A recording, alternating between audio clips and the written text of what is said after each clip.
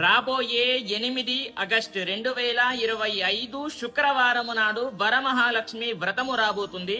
చూడండి, గుర్తుపెట్టుకోండి, కొన్ని జీవితాలే మారిపోయాయి లక్ష్మి అనుగ్రహము చేత. అయితే లక్ష్మీ కటాక్షము రావాలి అని అంటే మనమేం చెయ్యాలి? మన పైన లక్ష్మీ అమ్మవారి యొక్క అనుగ్రహము మన పైన ఉండాలి అని అంటే మనమేం చెయ్యాలి అనేది చెప్పబోతున్నాను. ఆ రోజున ఏం చెయ్యాలి అనేది చెప్తాను, జాగ్రత్తగా వినండి. చూడండి, ఆ రోజున బ్రహ్మ ముహూర్తంలో లేచి తల స్నానము చేయండి. తల స్నానము చేశాక లక్ష్మీ అమ్మవారి యొక్క టెంపుల్ ఉంటుంది కదా, దర్శనం చేసుకోండి. చార్మినార్ కాడ ఉంది, అక్కడికి వెళ్లి దర్శనం చేసుకోవచ్చు. మీ ఇష్టానుసారం ఎక్కడైనా సరే వెళ్లి దర్శనం చేసుకోవచ్చు. అదే విధంగా ఇప్పుడు జాగ్రత్తగా వినండి. ఏంటి అని అంటే అన్నదానము, వస్త్రదానము ఇలాంటివి చెయ్యాలండి. లక్ష్మీ కటాక్షము ఊరికే రాదు, ఎవరికి పడితే వాళ్ళకి రాదు. ఇప్పుడు నేను ఇంత చిన్న వయస్సులో ఇంత స్థాయిలో ఉన్నాను అని అంటే అది లక్ష్మీ అనుగ్రహము చేతనే.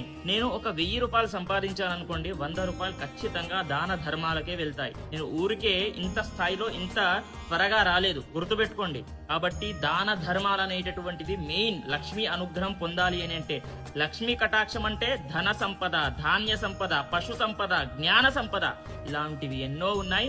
మీరు కూడా పొందాలి అని అంటే నేను చెప్పిన విధంగా చేయండి, తప్పకుండా లక్ష్మీ కటాక్షము మీ పైన ఉంటుంది. ప్రతి ఒక్కరికి కూడా తెలియజేయండి. స్వస్తి.